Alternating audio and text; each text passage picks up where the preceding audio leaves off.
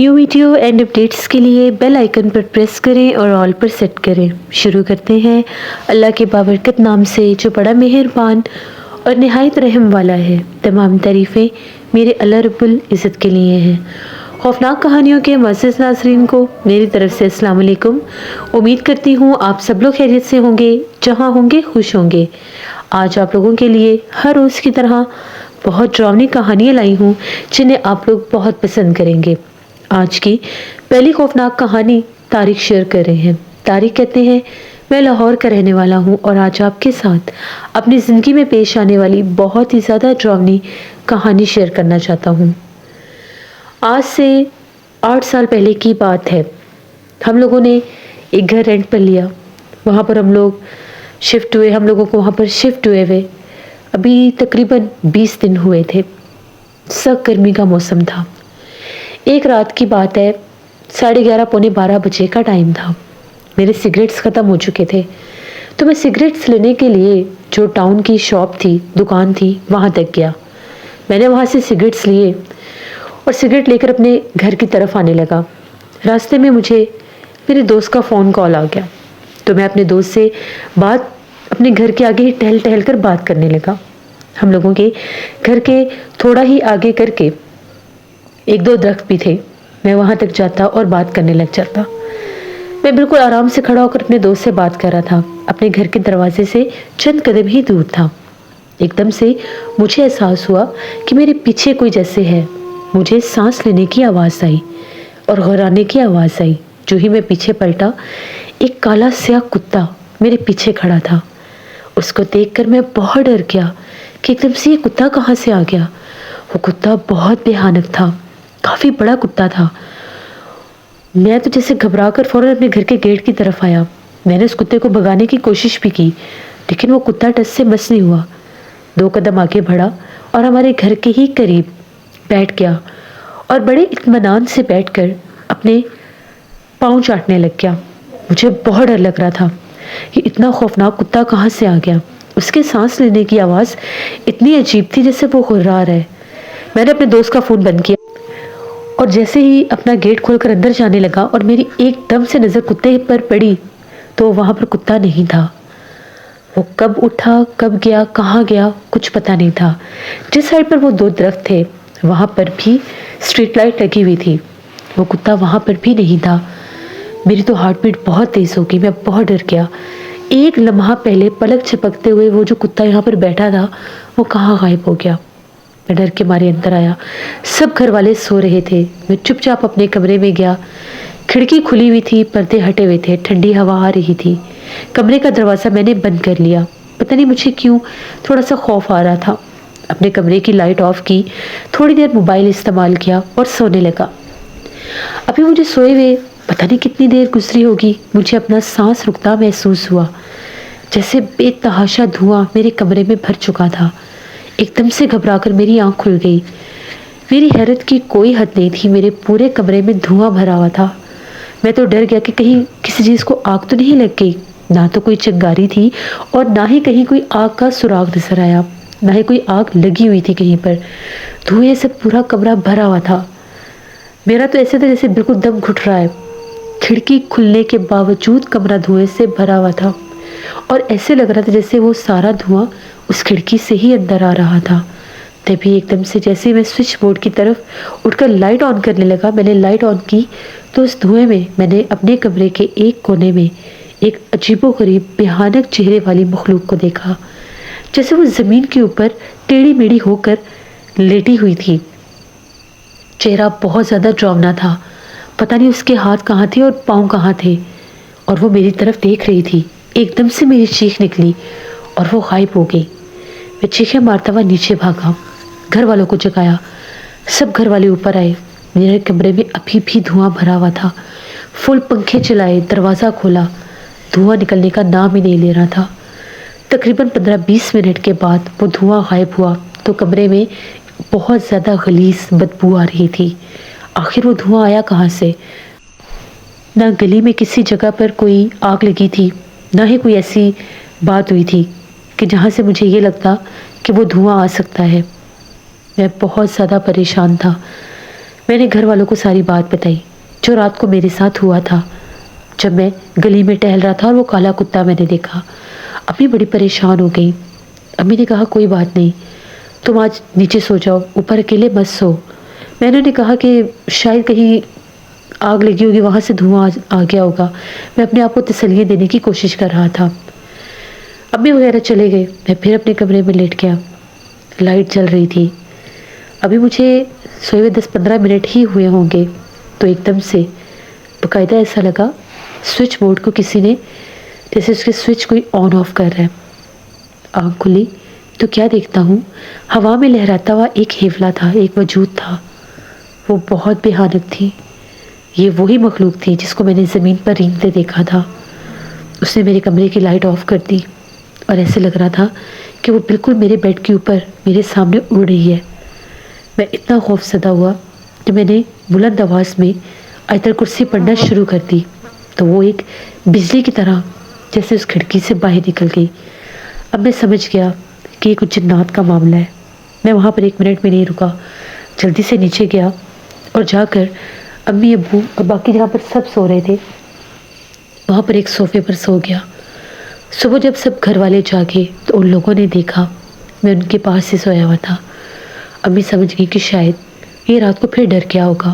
امی نے مجھے جگایا، 10 بجے کا ٹائم تھا۔ امی نے ساری بات پوچھی تو میں نے انہیں بتایا کہ میں پھر سے ڈر گیا تھا۔ اب مانے یا نہ مانے کوئی ماجرا تو ہے۔ اب یہ معمول ہونے لگ گیا۔ جس طرح میں کمرے میں اکیلا بیٹھا ہوتا تھا میرے کمرے میں وہ پرسرار دھواں بھرنے لگ جاتا تھا۔ کھڑکی کھلی ہوتی تھی اور کھڑکی سے ہی وہ مخلوق دھوئیں کے روپ میں میرے کمرے میں آتی تھی اور پھر ایک دم سے وہ کمرے کے کسی نہ کسی حصے میں نمودار ہوتی تھی۔ میرا اس کمرے میں بیٹھنا بہت مشکل ہو گیا تھا۔ میں نے اپنے ایک دوست سے یہ سارا ماجرا ڈسکس کیا۔ وہ ایک عامل کو جانتا تھا۔ وہ مجھے لے کر اس عامل کے پاس گیا۔ اس کام کو ہوتے ہوئے 5-6 دن گزر چکے تھے۔ جب میں ان عامل کے پاس گیا، ان عامل نے پڑھائی کی، دم کیا، میرے اوپر بھی دم کیا تو میری آنکھوں سے پانی بہنے لگ گیا اور میری آنکھیں بہت سرخ ہو گئیں۔ ان کا یہ کہنا تھا کہ اس رات جس جگہ پر تم کھڑے تھے وہاں پر ایک غیر مرئی مخلوق، ایک پچھل پیری چڑیل گزر رہی تھی جو تمہیں دیکھ کر اس ٹائم کالے کتے کے روپ میں تمہارے سامنے نمودار ہوئی، تمہارے قریب بیٹھی ہوئی تھی۔ وہ اس نے تمہیں بہت قریب سے دیکھا اور تمہارے جسم کی خوشبو بھی لے لی، اس لیے وہ تمہارے پیچھے لگی ہوئی ہے۔ اگر اس کا بسیرا تمہارے اوپر ہو گیا تو اس کو ہٹانا ناممکن ہو جائے گا۔ میں نے کہا ابھی تو اس نے اپنا آپ ظاہر کیا ہے۔ میں نے کہا کہ میری مدد کیجیے، ایسا نہ ہو کہ وہ مخلوق میرے اوپر بسیرا کر لے۔ انہوں نے مجھے سختی سے منع کر دیا کہ تم نے اکیلے بالکل بھی اس کمرے میں نہیں جانا، چاہے کچھ بھی ہو جائے تم نے اس کمرے میں نہیں اکیلے جانا، چاہے دن ہو چاہے رات ہو۔ میں نے کہا کہ ٹھیک ہے۔ پھر انہوں نے یہ کہا کہ 21 دن تو تم نے مسلسل اپنے گھر والوں کے ساتھ رہنا ہے۔ 21 دن کے بعد تم آؤ گے، میں پھر تمہیں دم کروں گا، اس کے بعد تمہیں تعویذ دوں گا۔ میں نے کہا کہ ٹھیک ہے۔ میں گھر واپس آ گیا۔ امی ابو بھائیوں بہنوں کے ساتھ جا کر میں نے وہاں سے اپنا سارا سامان اٹھا لیا۔ اب اس کمرے میں سوائے ایک بیڈ کے اور کچھ بھی نہیں تھا۔ میری ضرورت کا سبھی سامان وہاں سے میں نے نکال لیا تھا۔ اسی طرح سے 2-3 دن آرام سے گزر گئے۔ مجھے بالکل بھی ڈر نہیں لگا کیونکہ میں اس کمرے کی جانب گیا ہی نہیں۔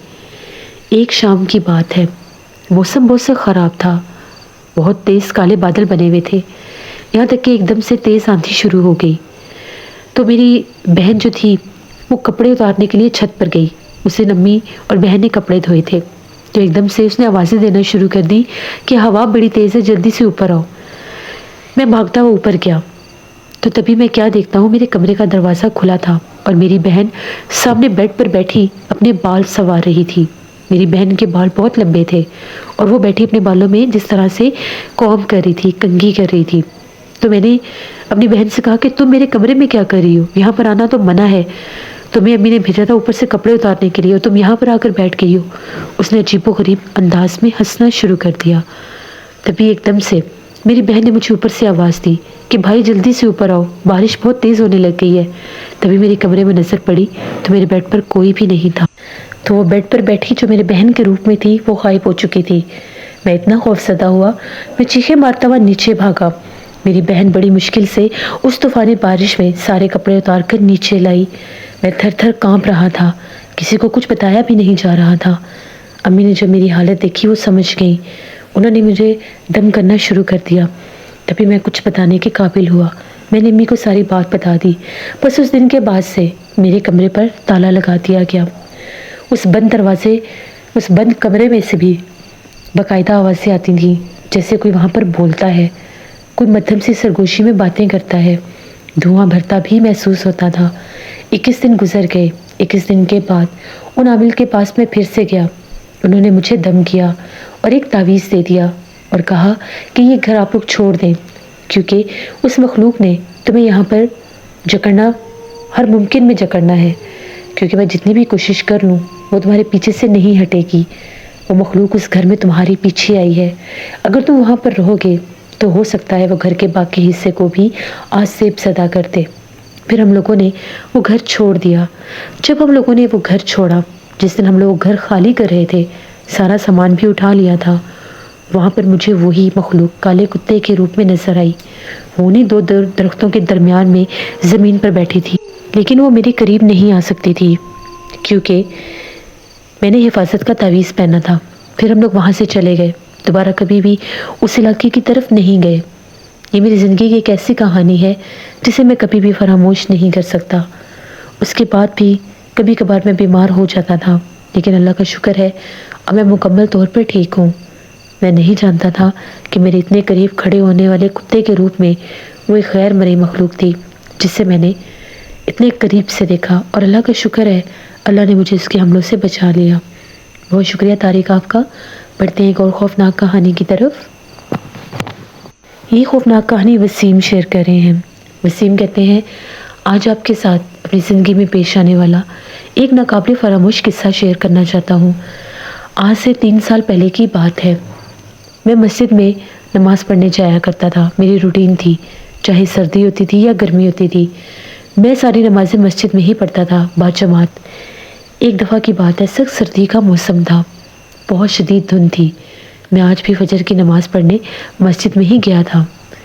جیسے میں وہاں پر نماز پڑھ رہا تھا، ابھی میں مسجد میں ہی بیٹھا دعا مانگ رہا تھا، تو ایک دم سے میری نظر پڑی، میں کیا دیکھتا ہوں کہ جس طرح سے پچھلے صف پر ایک آدمی بیٹھا نماز پڑھ رہا تھا، اس آدمی نے اپنا چہرہ ڈھکا ہوا تھا، جیسے اپنے چہرے کے اوپر اس نے وہ سکارف سا لیا ہوا تھا اور وہ نماز پڑھ رہا تھا۔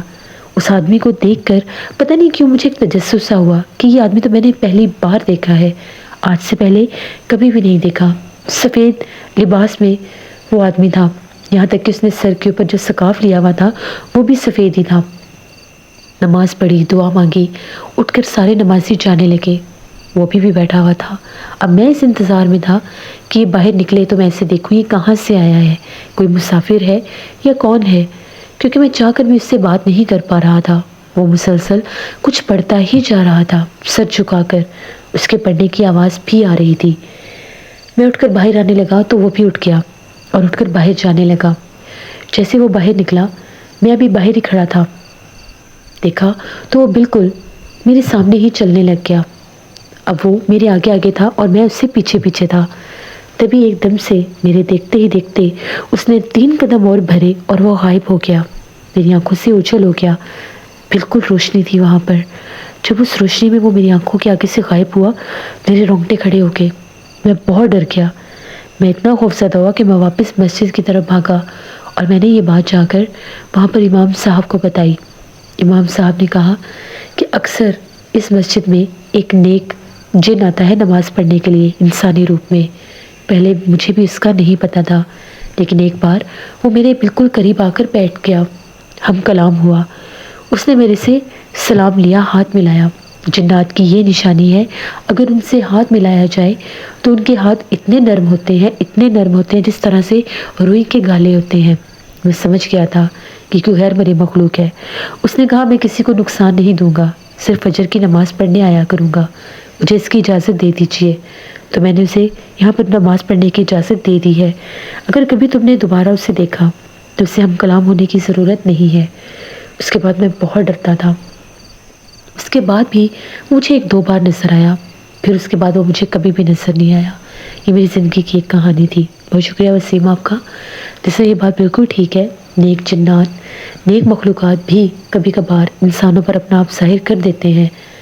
ہم لوگوں کے ساتھ ہی اسکول، کالجز، مدرسوں میں بھی ایسی مخلوقات تعلیم حاصل کرنے بھی آتے ہیں جو کبھی کبھار انسان پر اپنا آپ ظاہر کر دیتے ہیں۔ اپنا فیڈ بیک مجھے ضرور دیں، آپ لوگوں کو آج کی خوفناک کہانی کیسی لگی۔ آپ لوگ بھی اپنی خوفناک کہانیاں شیئر کر سکتے ہیں ڈسکرپشن باکس میں دیے گئے ای میل آئی ڈی nasheenbir57@gmail.com پر۔ اس کے علاوہ آپ لوگ مجھے کمنٹ باکس میں بھی سٹوری شیئر کر سکتے ہیں۔ اپنا بہت سا خیال رکھیے گا، اپنی ڈھیروں دعاؤں میں مجھے، میری فیملی، میرے پورے پاکستان کو یاد رکھیے گا۔ آپ سب کا بہت شکریہ۔ میرے چینل پر 20K پورے ہو گئے ہیں، لیکن یہ بھی بہت کم سبسکرائبرز ہیں۔ زیادہ سے زیادہ میرے چینل کی سٹوریز کو شیئر کریں، اور میرے چینل کے سبسکرائبرز کو سب سے زیادہ آپ لوگوں نے کرنا ہے۔